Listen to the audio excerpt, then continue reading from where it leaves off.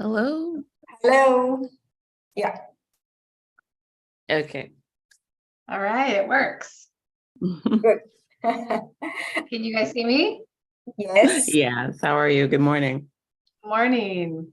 I got my coffee. I see you do too, Debra. I do. Hold on. Let me turn off this background.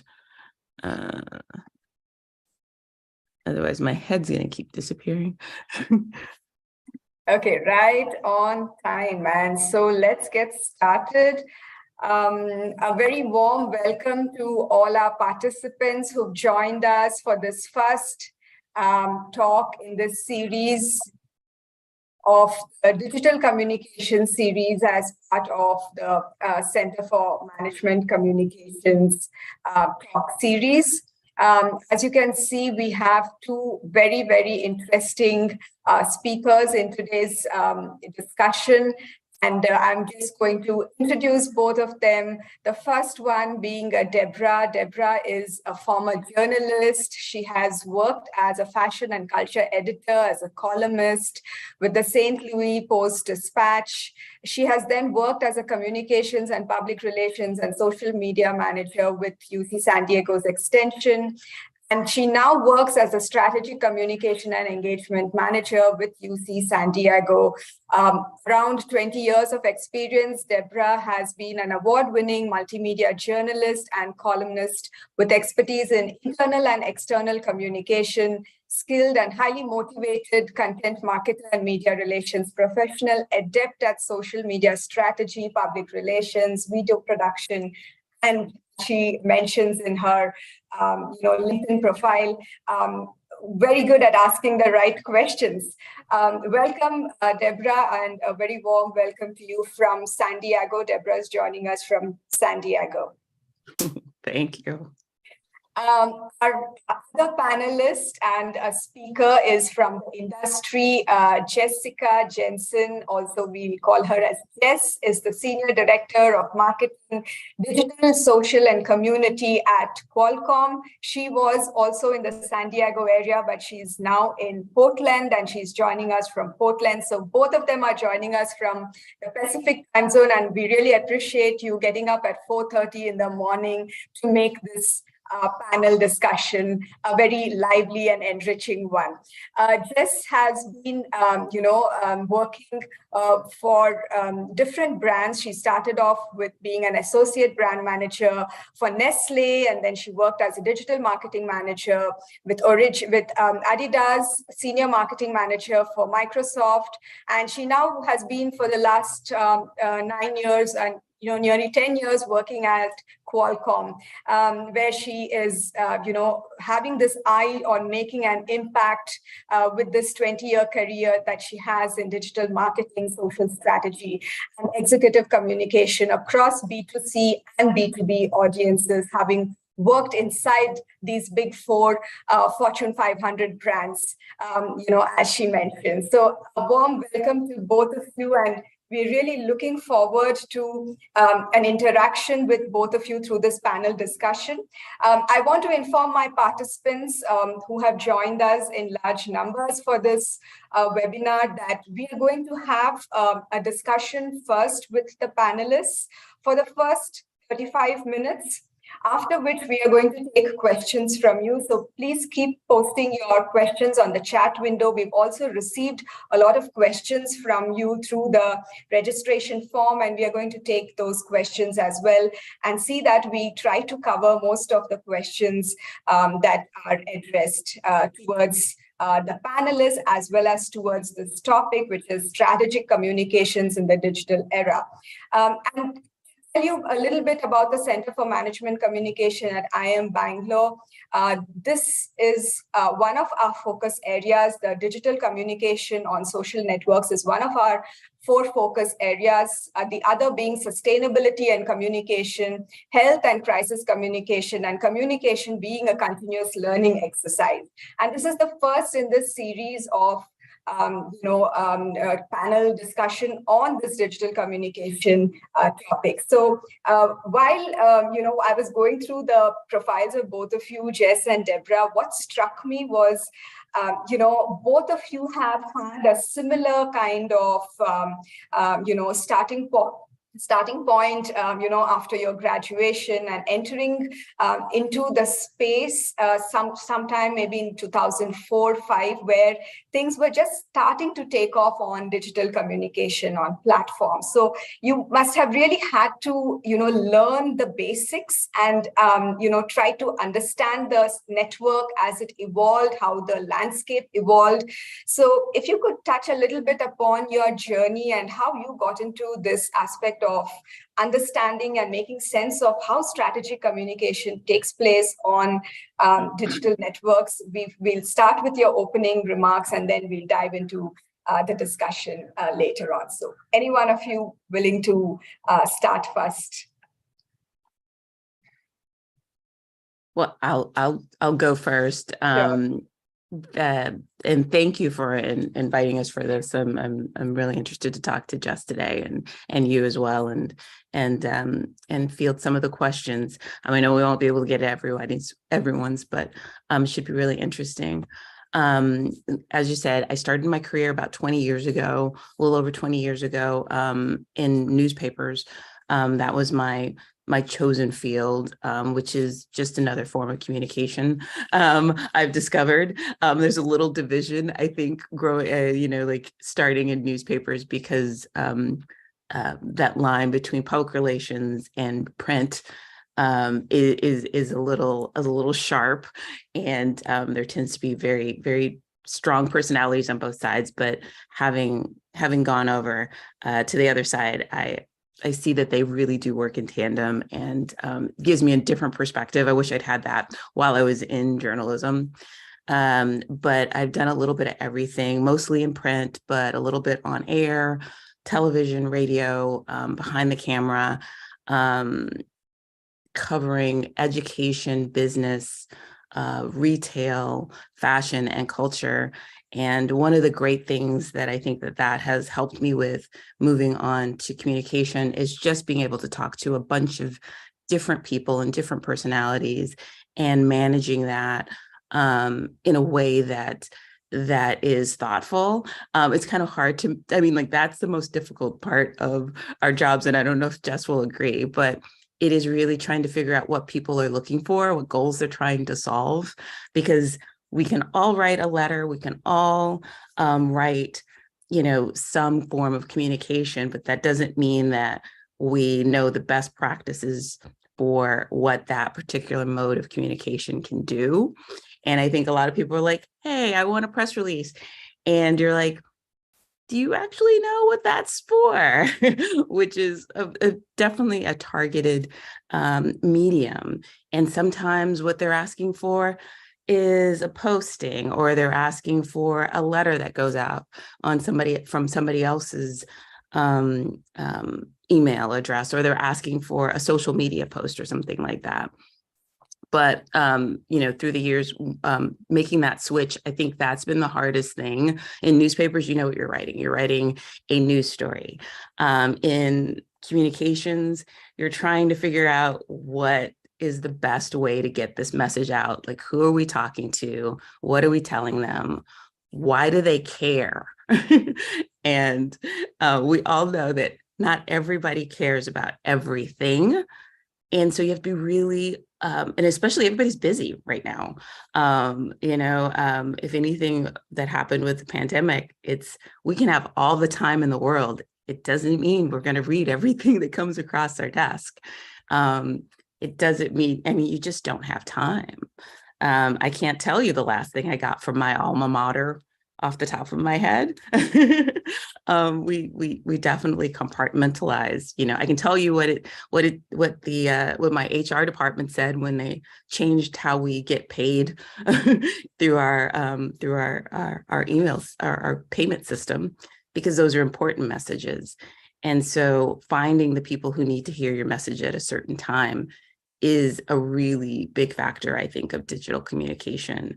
because there's so many ways that people get information now that we've got to be very specific about, how we're getting this out, who we're speaking to, and I think a big factor is not talking to everybody at once. You just can't do it. And so I think I'll stop there and see how the questions go, but just a little bit about my background and a little bit about kind of how I approach things. Thank you. Thanks a lot, Debra. Over to you, Jess. Yeah, that was great.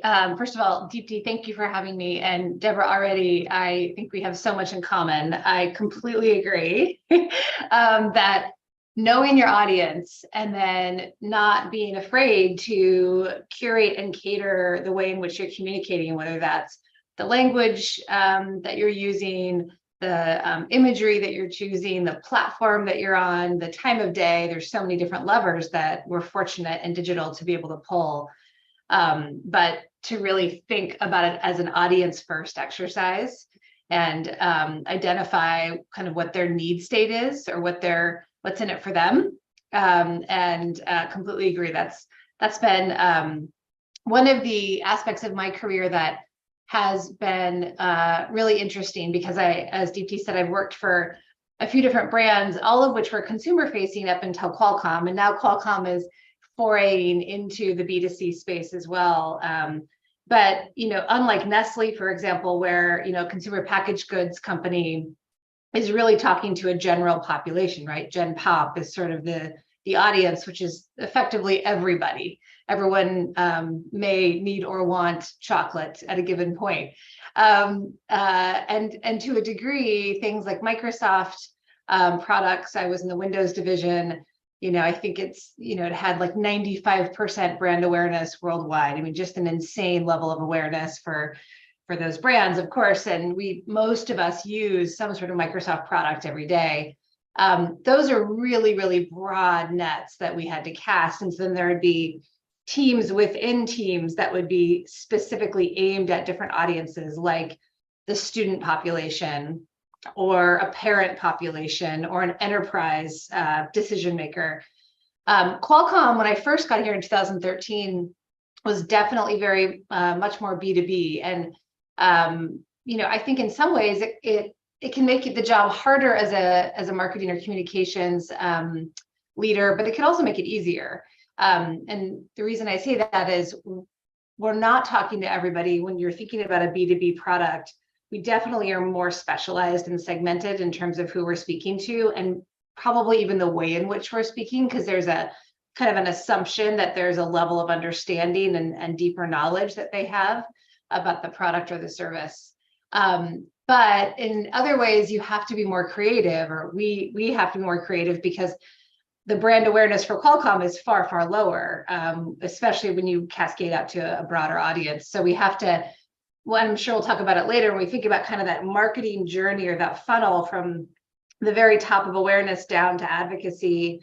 You have to start kind of at the beginning with a lot of folks when you're talking about a brand that is not, top of mind and sort of in that consumer space. So more to say on that, but I do feel fortunate that I've gotten the chance to try to use digital platforms in different ways over the years. And as Deepti mentioned, it's evolved pretty dramatically since I first got into the industry, and then try to cater what we're saying to those specific audiences. Thanks a lot, Jess and Debra, for your opening remarks. And that really sets the ball rolling, because you have, thrown in so many different, ideas through your opening remarks. Like, you started off saying dabbling in different forms, that, how crowded or how busy the space is, because everybody's vying for attention out there on digital platforms. So how to make your voice stand out, whether it's through your text or your visuals, to an unknown audience, right? You just cannot see your audience, but you have to be so cued in to sense them, whether it is non-verbally or whether it is through the data and analytics that you can make sense of. and like you rightly said, why do they even care? And to show that, if it's a what is it in it for them, then they're going to be asking you, so what, right? So, it's really, dealing with these, complexities that exist, and more so with a younger audience, the millennials, as we like to call them, who are, so adept at using technology, who get so, probably, the attention spans are, like just they're dabbling with 10 different apps on their phone. So it's so important to keep them connected and engaged. And talking about the younger audience, we have a lot of our attendees today who are our students, and who are, young professionals in the workplace, waiting to, get some insights from you on how to, create these conversations in the digital space, and how to do that. And I would really like to, start with you, Jess, because you talked, we talked while we were planning this webinar, we talked a lot about the new age tools that you use to engage, for instance, podcasts, and, while you're having a conference right now in Hawaii, using that insider influencer knowledge to kind of disseminate information and amplify it through internal networks, externally also. So, incidentally, there is a blurring of lines between what is internal communication, what is external communication. Often we see it flip. And we see it flip because of various reasons, because even our own employees within organizations would like to be seen as engaging with their leader on a social platform, with their CEO on a social media post. They like to be seen in that way, because we're all dealing with the, how the basic theories of social media, that audiences want to be active and they want to be engaged. So what are your thoughts on that? Yeah, you said so many great things there. As we were talking earlier about having been in the industry or in marketing and specifically digital for 20 years, similar to Debra, I feel very fortunate that I was sort of just the age that I was when I was, because I kind of got to grow up with digital as a tool and then a portfolio of tools within the marketing ecosystem. And, I remember launching our first Facebook page, for example, at Adidas back in 2007, 8, when it was, me and an intern, and we really didn't even know what we were doing. We were just posting photos. There was, such limited functionality. It just had opened up from the EDU space into the corporate space. That I got to experiment and try things in probably safer spaces than someone that might enter a lot of digital properties today as a marketer, because they're so much more sophisticated and well understood. And I feel really just, again, fortunate, right place, right time. To fast forward to today, and again, there was a time at Microsoft when there was so much education that I felt and convince and influence internal stakeholders that digital was here to stay. Social was going to be a powerful tool for all of our audience, not just, under 25. I remember looking at an eMarketer report when I was at Microsoft that showed that the digital advertising spend was under 10% of all advertising spend back then. I mean, now it's over 85, 90%, right? It's the primary tool that we use. So it's just changed so much in a relatively short period of time. And so when we fast forward to today, we think about even just social media isn't just a thing, right? Social media is this portfolio of many, many different platforms that all work in different ways, right? Some of them have larger penetration in one market geographically than another. Certainly there's some separate platforms altogether that we think about in China. And then there's constantly new platforms, right? There's, things are vertical, things are video based, things are not always permanent. So social unto itself is this sort of bouquet of different flowers, and thinking about them as all unique and having to identify a strategy and approach for your brand or your product for each of those platforms in a different way, that's a practice. Then you kind of cascade that out and go, okay, well, outside of proper social media or corporate social media, to your point, Deepti, there's tons of work to do in the social influencer space, right? we are all creators. We are all journalists now. We all have a platform if we choose to take it. And, you know, the YouTuber and the social influencer and the kind of content creator space has exploded in the last decade. And now is, you know, these are full-time lucrative jobs, right? Like my daughter will say to me that she wants to grow up and be a YouTuber. And I'm not sure how I feel about that. We're still in discussions, but it's a legitimate career, and it's a beautiful place where you can sort of build artistry and have a POV and, you know, really change and affect how people think about brands and services and companies. So that's a whole thing, is social influencer marketing, and how does that fit into your social media practice? How does it work with your communications and PR strategy? And then there's the executive side, which I think you briefly touched on with regard to, you know, employees want to feel close to their leadership. And the public also sees a company through the eyes of its C-suite, right? If it sees that its C-suite is, you know, showing up in these digital spaces that we spend time articulating not just the vision of the company and the future of those, the roadmap of those products and services, but also is showing up as a whole human, right? Is illustrating other interests outside of the company, perhaps how they feel or think about broader social issues. That endears the potential audiences they want to sell to the company at large, because those leaders become whole. So there's just, it's become now such a variety of different tools within one kind of space, this digital social space, that it kind of keeps the job interesting, right? It's always evolving. There's always more that's changing. Right. Thanks so much for sharing those insights, Jess. And Debra, my next question is for you. You know, when we talk about, you know, having a community, as in your case, a university full of students, right? And again, you know, you have, you know, students ranging from, you know, very young to older ones, because of the range of educational institutes within the university's purview. So how do you manage to keep all your stakeholders engaged through your social media or digital networks, whether it is internal or external? If you can just take us through, you know, all this, you know, the landscape that exists. Yeah, it becomes a challenge. You know, at the university, there's about 30,000 employees, and which is kind of a small community of people that are all talking at different paces, at, you know, to different audiences.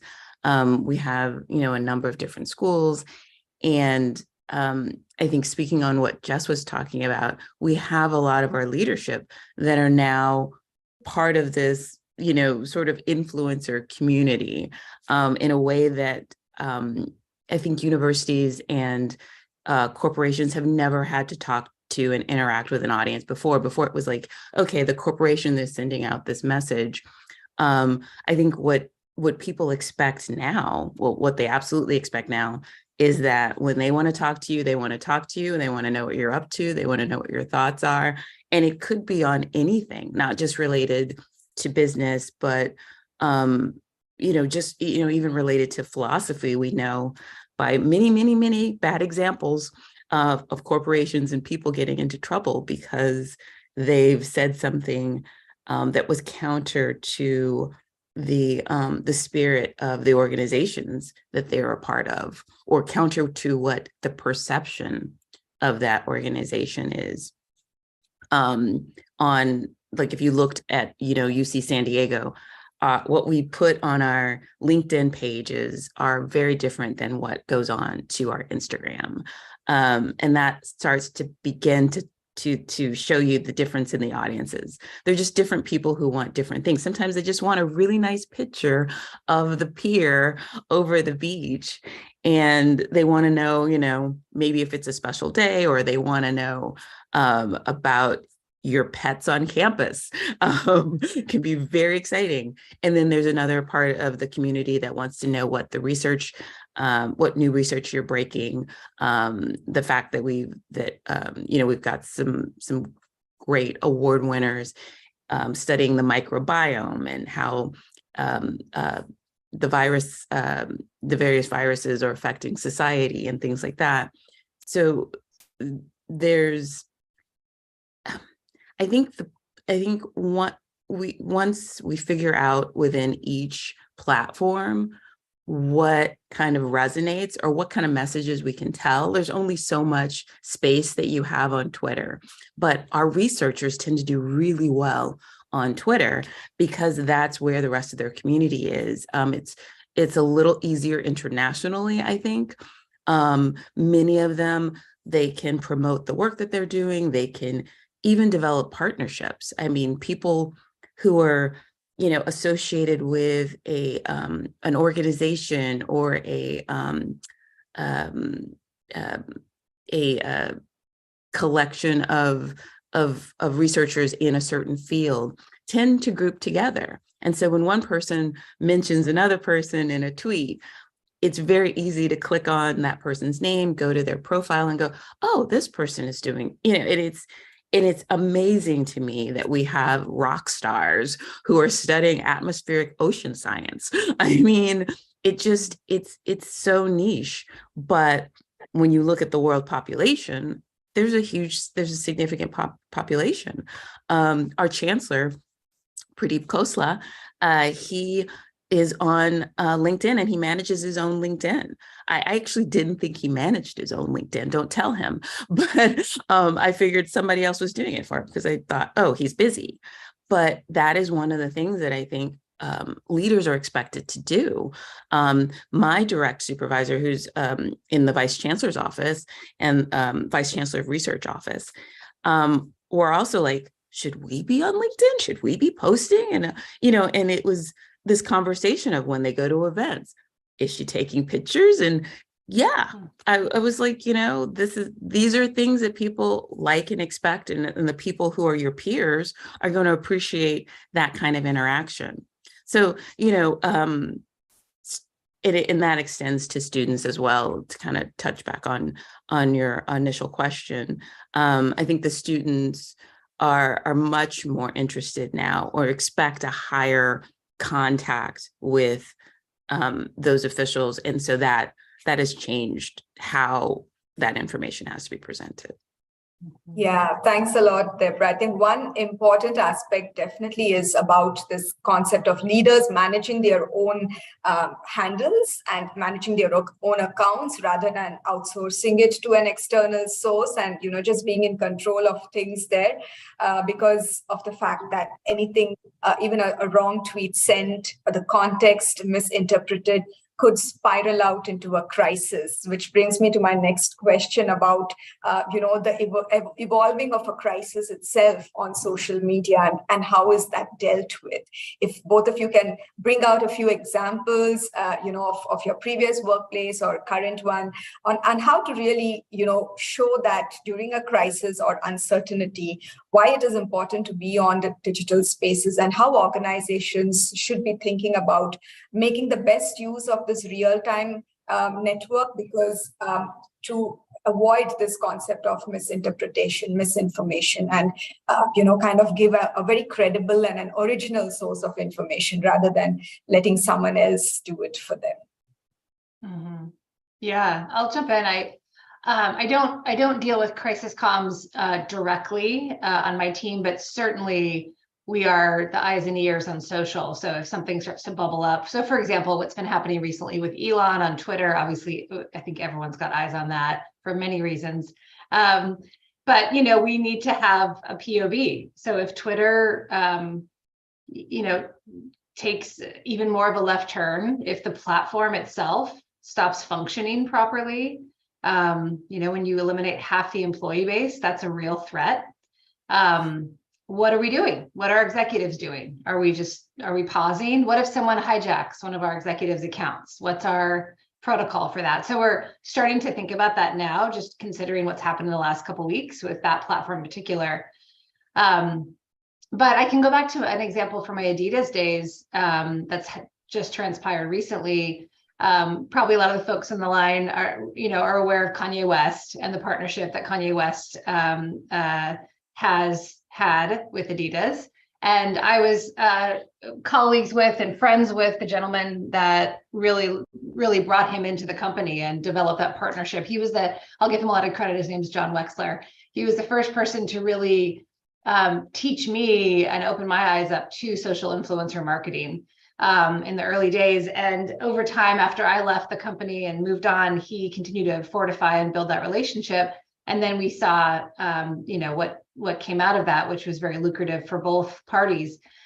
But we also saw what's happened recently with some of the decisions and the opinions that Kanye shared on social. And now that relationship has been severed. And Adidas is, losing money. They're suffering from a revenue and profitability perspective because that was one of their, one of their most successful lines. So again, I think back really just like a decade ago that having to convince people that like social is real. This is going to be a really important part of how we think about communication and marketing. It's not just for kids, it's sort of not just for, consumers only. It can absolutely be leveraged from a B2B perspective. And what we're seeing transpire as that example from Adidas is real business impact. That's a negative example, obviously. There can be lots of positive examples, of course, too. So I just think that it is such a collection of powerful tools that, like anything, can be used to do a lot of great work and can also unfortunately be used to damage the reputation of a brand and put you into a crisis situation. Yeah, and before Debra jumps into this same thread, I just want to pick your brains, Jess, on this point about that distinction between marketing and communication, that, you are the best person to bring out that distinction. How does it exist? How does one make sense of that? Yeah, thank you for bringing that up. We spoke earlier in our briefing call. In my experience, and I've been largely in the marketing side, although I think my first internship out of college at 21 was for a PR agency, but generally I've been on the marketing side for my career. But I've always worked incredibly close with my comms colleagues, and I still do today. I mean, we've always been brother and sister departments under the same leader. We work, collaboratively. So a lot of connective tissue, but definitely not the same thing. And one of the distinctions that I make, just kind of at a, call it like a kindergarten level, is when you're on the marketing side, you tend to own the message. So you're creating a 30-second spot back in the day. You're creating a 60-second vertical video for TikTok or whatever it is, and you're putting it out onto a platform directly. Now, you may or may not own that platform. If it's your website, you own it. You have that domain. If it's a social platform or something else like YouTube, you don't. But still, you own the channel and the pipes, and you put it out there, and then you hope that it resonates. With comms, it's much more on the earned side, right? So you're pitching, and Debra, you should jump in because you've got more experience here than I do, but you're pitching a great story. You're pitching an idea, an angle that you think will be compelling to a journalist, and then developing relationships with that journalist and that publication, and then hoping that they publish something on your behalf that's really great, really positive, and speaks to the narrative and the platform of your brand. And so when they go to do that, then it's earned coverage that like my team can amplify and sort of shine a bright light on. But you're a little bit more at the mercy of sort of the journalism and the creator space to take what you've pitched and create something of their own. Right. Debra, you want to take this next? Yeah, and then that whole idea of earned content is really, it can be really difficult because it's a different way, it's a different approach, and people can get really frustrated because this is a great story. And, even as a journalist, I look at things and I'm like, I don't pitch everything. I tend to be very strong-willed about, how we present certain information, because you can ruin your credibility with those earned media sources very quickly by, flooding them with information that they don't want, or that's not going to be newsworthy. It's not going to be helpful for them. Everybody's got limited time. And wasting their time with a pitch is just going to diminish your reputation with that person. But in that same vein, there are so many different outlets, and sometimes it is, relying on the people who are the influencers within your organization to help you tell that story. I was talking about the chancellor on LinkedIn. He was looking at his analytics one day, completely, just on his own, found, he's an older gentleman. So, you wouldn't necessarily think that he would be in the weeds on that, but he's also multi-degreed and extremely intelligent. So I shouldn't have been surprised. But, like that fascination with social media, I think you do think of it as being a niche, but it is so broad. But anyway, he was looking at his analytics, and he noticed that he had a couple thousand people who read one of his posts, and he was starting to figure out he's got a reach, and it's within a very targeted audience of people that he wants to engage with. And anybody who's engaged on LinkedIn knows that even when your community starts to like something, it sort of subtly promotes it in the algorithm and gives him even more reach. And so, maybe you're tagging someone else. Maybe you're going in as a leader and just liking somebody else's post and saying congratulations on something. And it's just, it's an interesting ripple effect that happens, that does help boost reputations and increase influence in certain fields.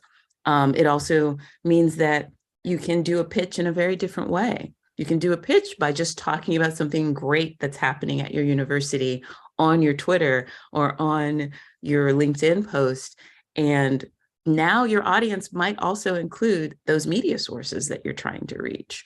So, there's also this passive sort of knowledge sharing. And, if a news source sees that you're getting a lot of engagement on a subject, that also is their cue to maybe this is something we should write about. I mean, we all know that, from Ocean Spray and the guy with the longboard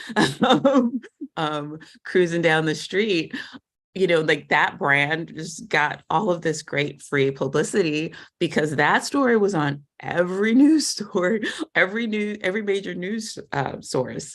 And so I think that happens in smaller ways every day or every week at least.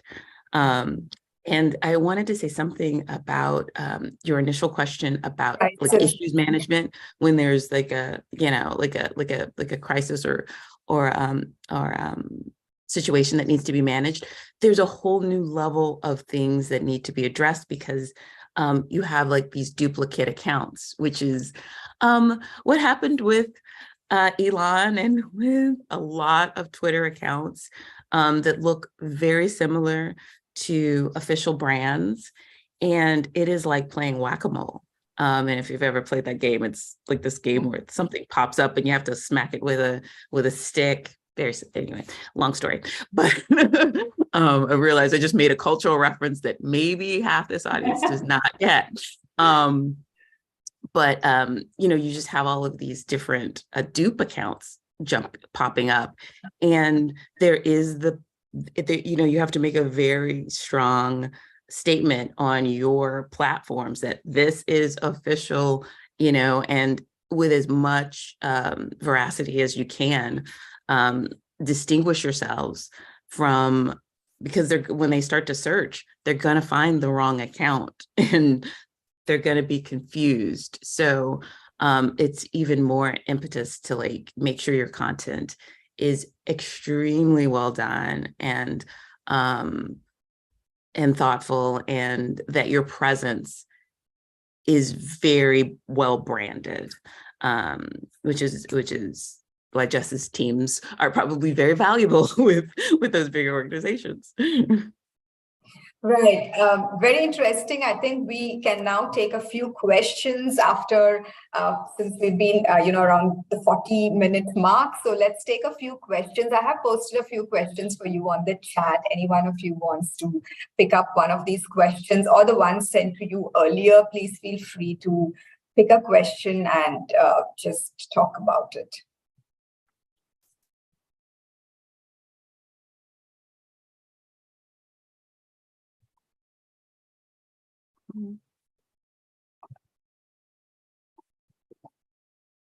So any one question, or the ones which I sent you yesterday also on the ones which we had got on the registration form, you can choose to take that. There are a lot of questions like how do you try to keep your communication lean, and how to hold on to your communication strategy in light of controversies. I think we addressed some of these questions initially. Both the panelists were able to address that. But if there are other questions that you feel you could, talk a little bit about. For instance, there's this question on, since Jess brought this up, that, if you're thinking about leaving Twitter, moving to another platform, which format or which platform do you foresee to be growing in the next few years? And how do you get a sense of this is the trend or this is where we want to be seen? So how does that work? Yeah, I mean, it's hard to ignore TikTok right now. Qualcomm as a company just launched our first TikTok channel under the Snapdragon Power brand, because largely, again, the audience is more attuned to Snapdragon than the corporate entity of Qualcomm. But it's growing leaps and bounds, right? It's the fastest growing platform on the planet right now. And it's incredibly sticky. I think the average watch time is, 15 to 18 minutes a day, higher than any other social platform. And I don't know if folks on the line have spent much time. I'm sure y'all have, because like almost everyone now is dabbling. But it's, it's hard to walk away from, right? It's constant. TikTok is banned in India. Oh, it is. Okay. Well, thank you for that clarification. So that's actually, I want to come back to that because I think there's a question there about strategic digital marketing in different markets and sort of thinking about different audiences globally. But I think that video-based platforms, and we've had YouTube for a long time. Instagram obviously picked up on a lot of that and has incorporated video recently, and then now TikTok. There's many others, right? Twitch. I feel like in general, video as a medium versus text or even still imagery is where things have been heading for a long time, and it's just sort of accelerating. There's a ton of search that happens both on YouTube and TikTok, which is interesting to me that people are so much more inclined to search for video content to help solve a problem or understand a topic versus having to read long text. I mean, it actually is, it's very logical in many ways. I know I lean in more to video tutorials than I do, reading in, 3 pages of text. So I think video-based platforms, whatever is available in each market, I know varies, is something to keep a close eye on and to be, very keen on. And frankly, even just fundamental video content creation skills, which again are becoming so easy. There's so many great tools, either on the social platforms themselves or, apps that you can load on for editing. And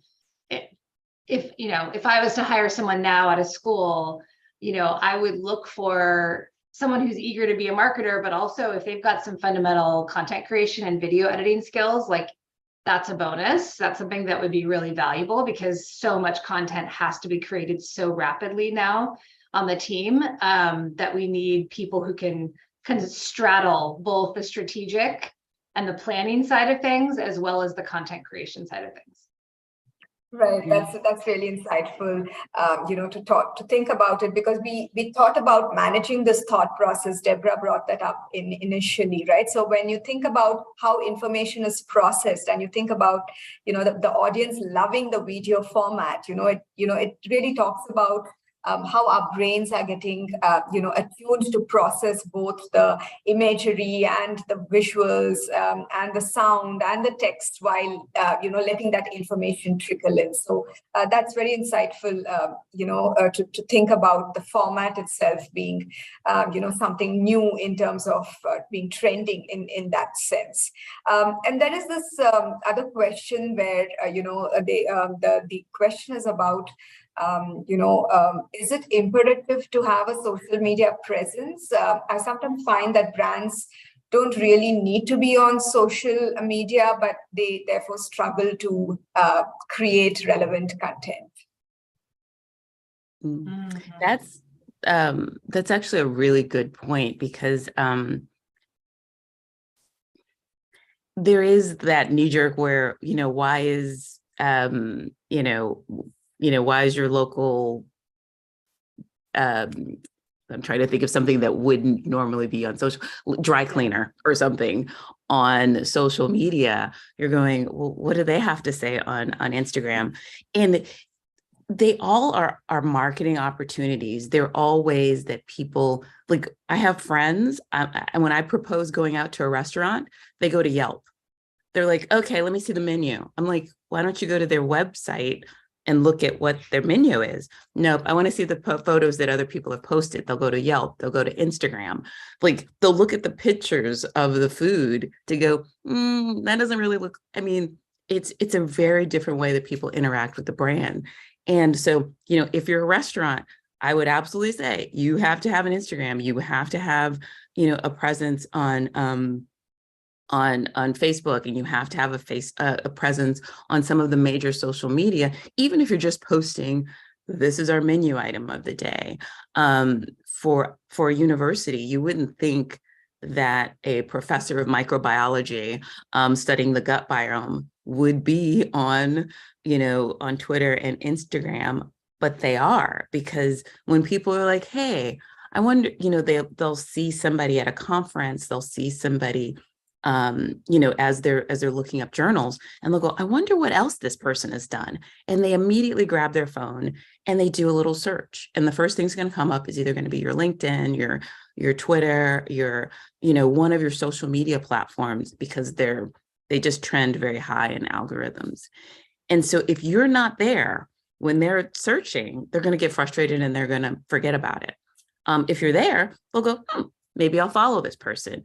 And so it's you can't be on everything to start, especially if you have a small team, because you don't want to just like put out unattractive, unappealing information. If you've only got you at the restaurant and somebody in the back room who takes really bad pictures of food, that's not going to be your best foot forward. But if you choose one platform or two platforms to start, no matter which ones are most popular, maybe with your customer base, I think becoming adept and developing a history there is very important, because people, they might not hear about you for a year, but when they do, they're going to go to that platform and they're going to start scrolling, and you want them to be impressed. You want them to be engaged. Yeah.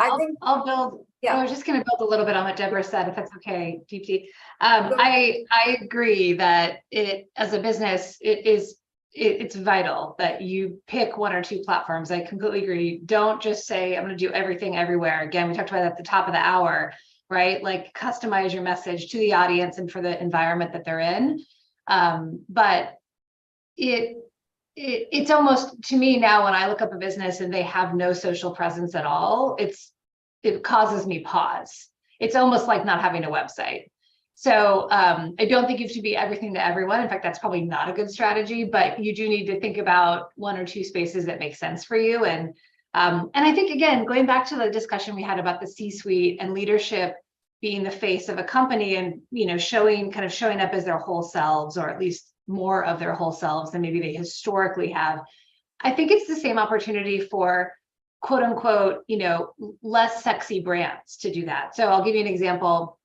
I follow the TSA like TSA pre-check, like when you go through security in the airport. So they have a fantastic Instagram handle where they take photos of the crazy things that people try to put in their suitcase and get through the airport. And it's hilarious. And you would never think an entity like the TSA would have a sense of humor. There'd be like no levity. This is serious business, right? But they do. Whoever's running this handle really, really takes it to heart and has a great time. And it gives me like a warmer, fuzzier feeling about the TSA when I go through the airport now. And so it's changed my perception of an organization that normally would never be considered, warm or approachable, or perhaps, more than sort of, by the book. So I think there's opportunity for companies and brands that that can do something a little bit different and kind of can stretch the boundaries of their persona in probably ways they wouldn't do on their website or certainly any other corporate material. Right. That really reminds me of, the Bangalore police, where our institute is, located. They are very, very innovative in terms of the content that they put on Facebook and Twitter. The example that you gave about, people hiding goods in the luggage at the airports, and, they're very innovative in terms of the content, how they create that and put it.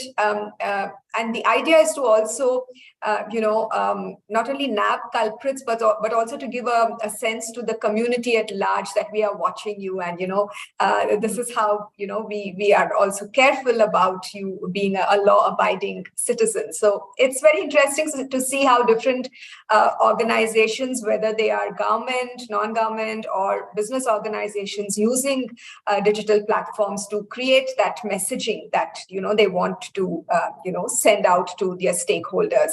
Another interesting question is about when we talk about strategic communication, what are the best strategic communication practices globally and locally is a question. And I thought that goes really well with the talk about being very hyper local in terms of content, in terms of not missing out on even a small message which could come up in a small town but could have implications on how your organization is perceived. So how do you keep track of these things if there is some mention about your organization somewhere in a small place, but you can see that it will create ripples and kind of touch you at a very strategic level. So how important is this managing local communication practices while being at a global level?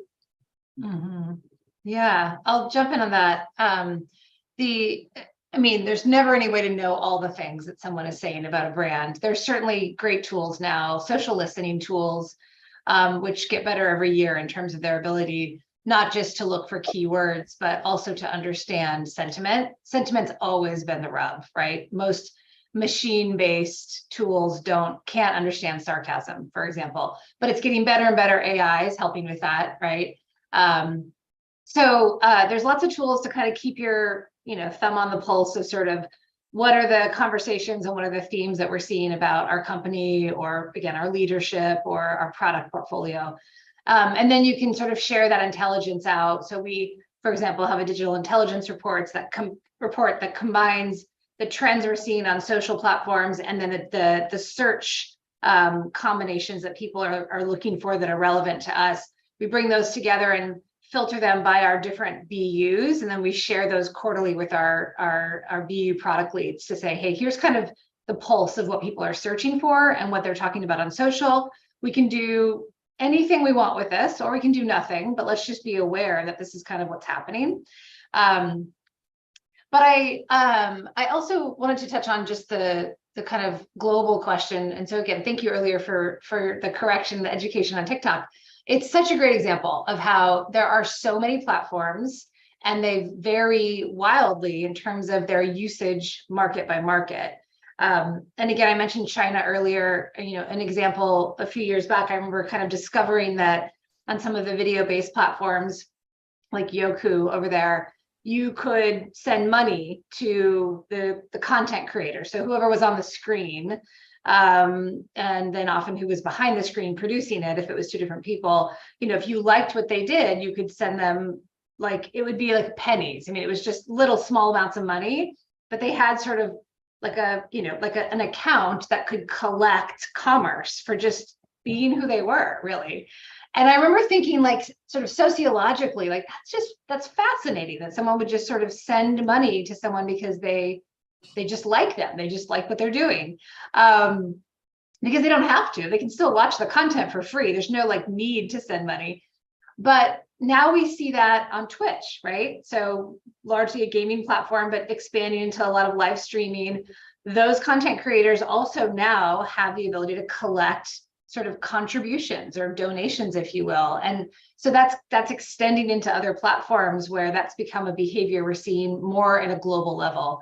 And so I think it's fascinating that not just the number of platforms and the way they've evolved over the last decade, but then the way in which different cultures and markets across the globe might tap into them in slightly different ways based on, the sort of the socio-cultural norms of that market. So it's always changing, and I'm probably always going to be a step behind because I can never stay completely on top of it. But I love the dynamic nature of that. And one final question from the audience is, which we'll take, is about this aspect of trust.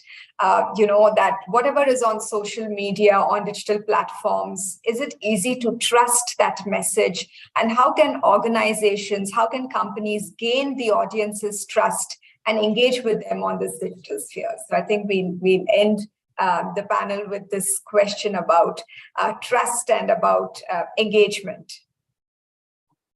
Wow, that is the question of this era that we're in right now, because the greatest frustration with audiences is not knowing who to trust and not knowing who's telling them the truth. And I have people who ask me, is this a credible news source? Is this not? And why is there conflicting information?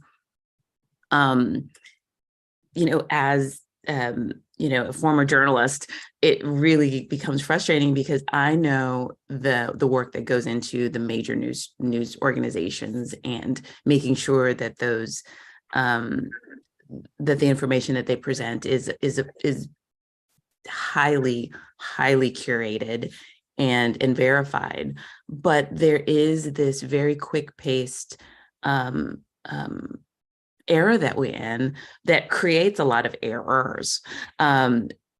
People say things very quickly.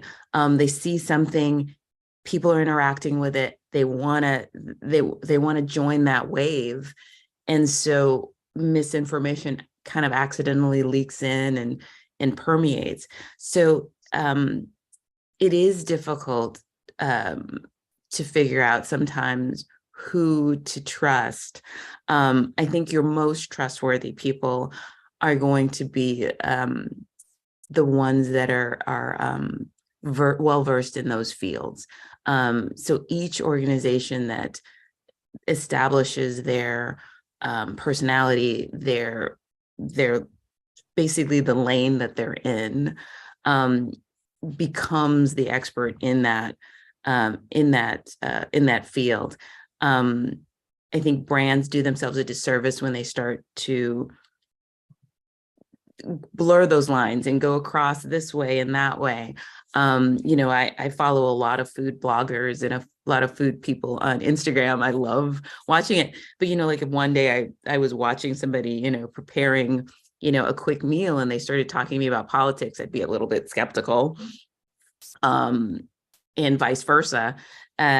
So I think it's a slow process to build trust. It's a very quick process to lose it. So being very intentional about the messages that you're sending out, and maybe not commenting on everything. I mean, it's funny, like something happens in the world and a lot of people are like, condemn it, and they feel like they have to put something on their social about it. And there are certain brands that are expected to make a statement. Whether that's right or wrong, that's up to other people to decide. But I think targeting your message and targeting what you talk about builds that authority in that area, and it makes you more trustworthy. And I'll let Jess talk about that, because I know that this has a lot to do with brand reputation and especially on a global scale. Yeah, I mean, you made great points, Deborah. I do think that's a really wise bit of guidance, for the audience listening today, is know your territory. If you're an expert and you can go deep on that territory, but maybe consider not feeling that you need to address or respond to everything else going on around you. You may drive more credibility and trust by sort of sticking with the things that you're known for. Now, again, the lines have gotten so blurred, and the tech industry is the forefront of this, where there's an expectation that leadership in many tech companies speaks out on issues that have really very little to do with the technology that they actually design and produce.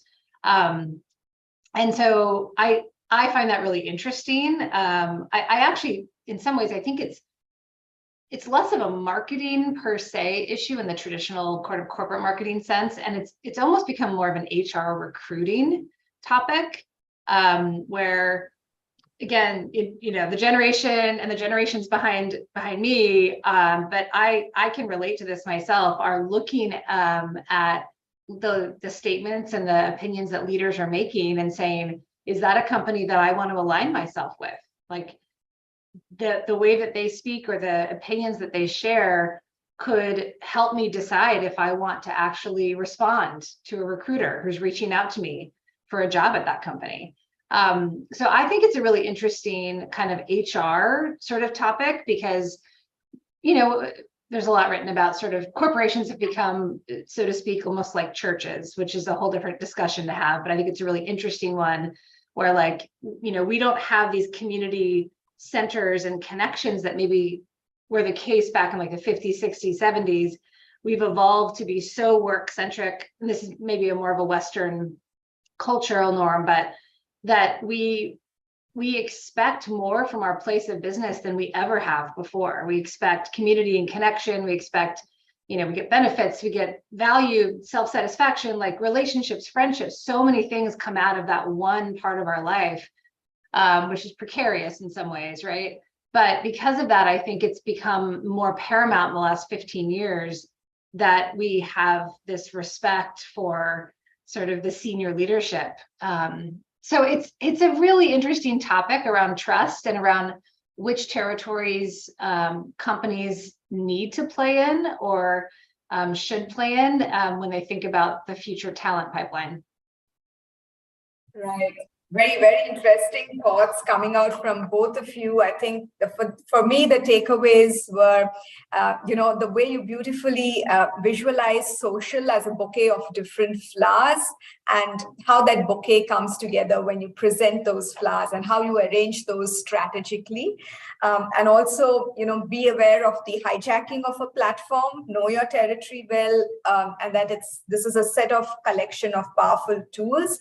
And Debra's points being about how slow that process is of building trust and how quickly one can lose that trust. And these are very powerful takeaways from our long discussion. It was wonderful having both of you join us all the way from the Pacific Coast at 4:30 a.m. in the morning. Really appreciate it. And I'm sure all our participants gained a lot. We have a lot of participants joining us on the Zoom meeting and watching us live on YouTube. The YouTube link of this video will be available after the session has ended, so you can always go back and watch. And I think I'm going to watch it several times, because every sentence, can unpack a new meaning, right? And then we can look at the digital ecosystem and then think about it much more deeply. Thank you so much, Jess and Debra, for being with us today. Wonderful having both of you. Thank you so much. A pleasure. Thank you. Take care. Bye-bye.